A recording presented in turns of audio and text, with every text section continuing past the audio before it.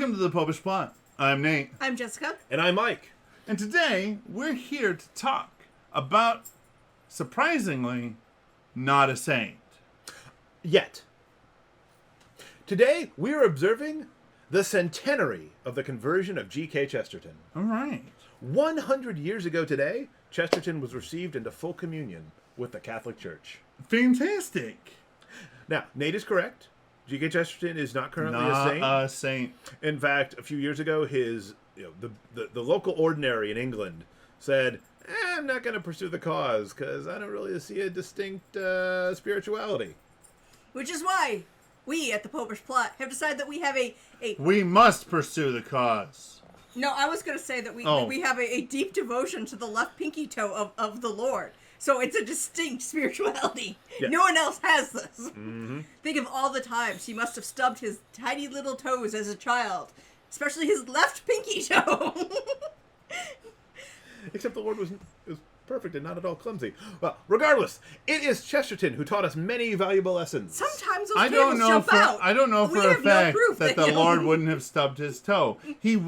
Yes, he was perfect in that he was without sin and without any imperfections on a like an essential level. But he had a human physicality. Mm-hmm. Therefore, it's entirely possible that the good Lord, while still learning how to work legs and arms and things, specifically stubbed his left pinky toe.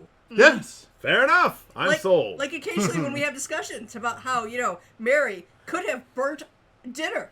Yeah. Because that's not sinful. That's just an accident unrelated to Mary. Well, of course, that would explain all the apparitions in toast and things like that. Exactly. Uh-huh.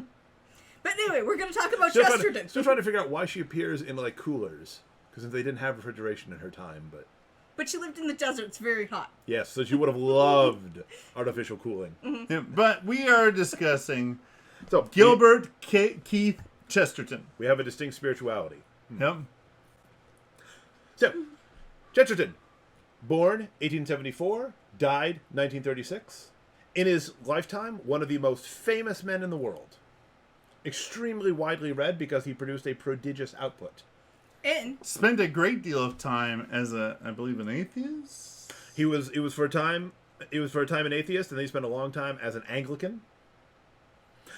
He was brought up in a loosey-goosey Unitarian family, which is trouble from the start. Which, to be honest, having seen the way some Anglican practices go, I don't find it to be all that hard in the 19th century of Britain. I mean, it's Anglicanism is a ridiculously broad tent. You've got everything in there. Exactly. Yeah, but he eventually he was in his youth. He was very close to suicide because, well, the world's a dark place when you don't have the light of faith. That's fair. Yeah. Eventually, he came to faith in Christ, and because he was an Englishman, he became Anglican. As you would. And he wrote some of his most influential works, like Orthodoxy and The Everlasting Man, while still an Anglican. Oh. Great defenses of Christianity. Yeah. It is said that The Everlasting Man was to C.S. Lewis, as C.S. Lewis's Mere Christianity is to everyone after Lewis. All right, I can see that. But I still need to read that one. I haven't gotten to The Everlasting Man yet. Here at the Popish Plot, a few years ago, we ran a book club. We read G.K. Chesterton's The Defendant. Yeah. And I myself have read Orthodoxy. Mm-hmm. I need to read it 4 more times in order to at least get half of it. But I read The Man Who Was Thursday. I've not read Orthodoxy nor The Everlasting Man. I feel like I really should. I've read the complete works of the Father Brown Mysteries. Mm-hmm. I was given a book, 365 a year with Chesterton. 365 little quotes. Of course, the fun thing about this is it was edited by a Protestant because Chesterton speaks to all people. Nice. To all persons of goodwill. And also the fact that one of the things he's most known for is his little witty sayings. Yes, very witty. There was an era in which, fat British guys had really witty sayings. Mm-hmm. And he was part of it. Well, again, Chesterton is as responsible as anyone for this very show, since it was Chesterton who taught us that the test of a good religion is whether or not you can joke about it. Yes. Yeah, which ties into, I believe it was St. Teresa of Avila, who's like, God save us from sour-faced saints. Yep. And silly devotions. And silly devotions. Mm-hmm. Well, again, that was kind of the whole point of the liturgical reform, to get rid of, as the council said, useless repetitions. Repetition isn't bad, just useless repetitions. Yeah. And yet we still have burying St. Joseph upside down. Jesus didn't outcry repetitious prayer. He outcried vain repetitious prayer. People think they'll be heard because there are many words. Yeah, seriously. St. Joseph is to be venerated, not buried upside down, you superstitious... Anyways, going back to our good friend Gilbert Keith. So, Chesterton eventually made his way into the church. And he was a great defender then, specifically of Catholicism, from the time that he was received on July the 30th, 1922. All right. And then, for the next 14 years, he lived as a good Catholic man before he went on to his eternal reward. In fairness, now there may be a good number of Catholic converts that I haven't met, but most of the ones... Name all of them. They have a club. What they do, they meet at a restaurant in the area on like the third Sunday of the month. But I'm a cradle Catholic. I don't know about that. Well, you're not welcome there. Because I got the invite from RCA. We don't welcome your kind. And then my goddaughter was like, "Are you going?" I'm like, "I'm not a convert." Can't. Sorry, ineligible. Yeah, we don't want you papist from birth there. Although I really think that if you converted 50 years ago, people under 50 who are have actually been Catholic less. The point I was going to make was that most of the people that I've met who were converts tend to be really strong defenders. At least in like the defense of their own personal faith, because they had to come to that. It was never something that was handed to them. It was always something that they had to go and get. Patrick Madrid likes to refer to himself as the token cradle Catholic in the apologetics movement. Because, everyone else had to make a different decision coming in from the outside. Exactly. Yes. Which reminds me, it makes me think about one of the problems with Chesterton is people have a problem with, he has a lot of failing of that time and era and lots of problems. He was totally a man of his era. They had the empire. They had very peculiar views that don't fit in with all of our modern views. But his particular politics would not have necessarily aged well. But the great thing about Chesterton's politics is that he's got something to offend everybody. Yes. He was very much opposed to communism and very much opposed to capitalism.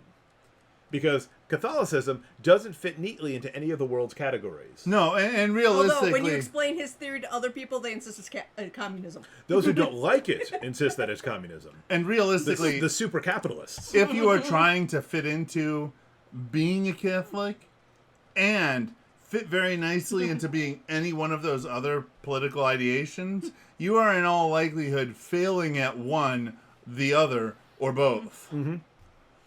Plus, again, Chesterton's Distributism draws very much on Rerum Novarum by Leo XIII, which, again, there's something there to offend everyone. Mm-hmm. That's the mark of a good church teaching, if there's something there to offend everyone. Yep. But it was said on the occasion of Chesterton's death, in a telegram from Eugenio Cardinal Pacelli, the future Pius XII, sent on behalf of the then reigning Pius IX, he called Chesterton a gifted defender of the Catholic faith. So did he then make his own church because he wanted to get divorced? Because, that's gone bad in the past. No, that's why he added Catholic. The title that was given to Henry VIII was simply Defender of the Faith. Well, of course, he couldn't give that title. He won't give it back. And we let Henry take that one with him. No, we didn't. We tried taking it back, but they still claim it. No. They were stripped of it. The English Parliament later separately gave it to them. Oh, okay. History is not my strong suit. Well, again, suit. it's all the devil is in the details. But again, this specifically says a gifted defender of the Catholic faith. So, God willing, they'll say the same thing of me one day. Amen. And I must say, I absolutely agree with those who say that... He tried defending. No, Henry has some great takedowns of Luther. It's good stuff before he went off the rails. Again, the corruption of the best is always the worst. But We need Chesterton to be a saint because the world needs more 300-pound cigar-smoking saints. Really, it does. We've got everything. We've got hermits who were skin and bones. We've got kids who played video games. We've got martyrs of every stripe. What we need is a hard-drinking, cigar-smoking, cranky old British guy, 300-pound sword-carrying saint. I mean, if you just need to carry a sword... What if I can get 3 out of 4? Nate, I absolutely want you to be a saint, but you ain't dead yet. But I'm just saying, well, what if I can? With a sword, I'm trying to avoid the 300-pound bid. So my question is, what if I can get 3 of the 4? I believe in you, buddy. Especially because history shows us that saints hang around with other saints. So if you're one, that helps me a good bit. I need all the help I can get. Because I'm willing to be the hard-drinking, cigar-smoking, sword-carrying saint of our age. And I believe Chesterton was not in the group when they decided to dress up as polar bears for a non-costume party. Probably because, unlike Tolkien, he could not find a polar bear costume in his size. Which is one of those stories of history, you just hear the clip and you're like, I really want to know more. And if my insurance company is watching this, I do both very rare occasionally. Drinks in extreme moderation. But one last thing about Chesterton. In his lifetime, Chesterton was noted very much for his personal friendship with George Bernard Shaw, who was that guy was atheist. He was atheist and very socialist. But also, witty sayings.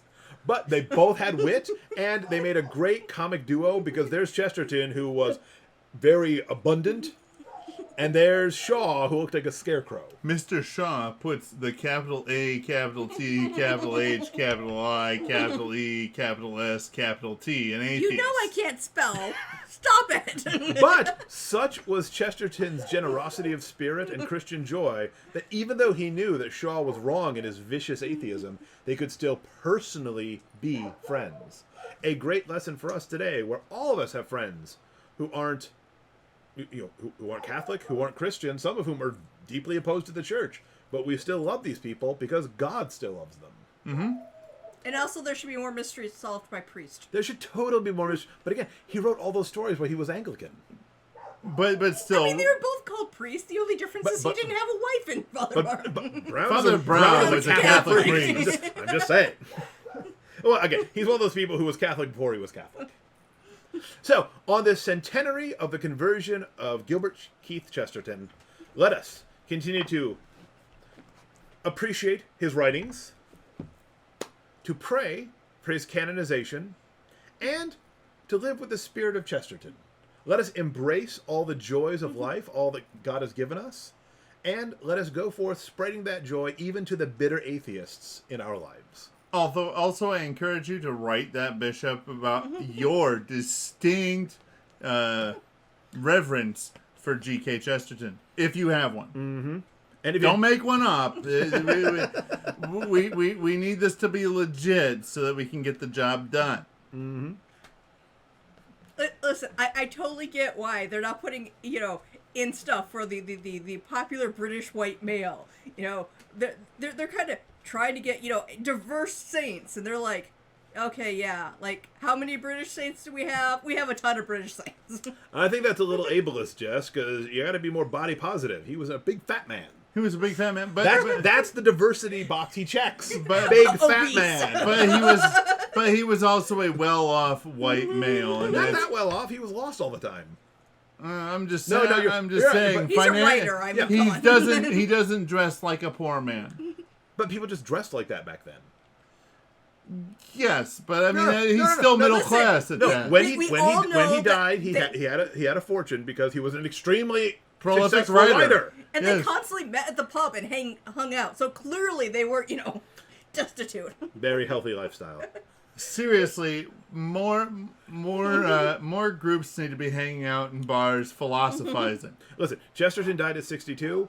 Teddy Roosevelt only died at 60. I contend that these guys packed a lot of living into their span. Fair enough. So, go down below and tell us your favorite, not yet a saint, that maybe you'd like to share with the rest of the world. We'll be happy to share on your behalf. Mm-hmm. Or your favorite Chesterton quote. Mine, of course, is about poetry and cheese. Oh, I still hope we get to write cheese poetry. I mean, I suppose Nobody we could do is stopping you. Yeah. Literally nobody is stopping you. But they haven't done what we said they needed to do. I know, but I think we need, All right, need to we move on from we there. need a new one. If this video gets 100 likes, he will write some cheese poetry. 100. He will Just go and eat 100. cheese and recite. Yep. You can have your non-Catholic friends do the likes for go, for you. Go and create a whole bunch of separate accounts and like with each of them, whatever it takes to get us to 100 Seriously, likes. we're not researching this hard. So if we can get 100 likes on this episode, we will make Mike finally write his cheese poetry. Subscribe to our channel, ring the church bell to be notified when the cheese poetry episode comes up.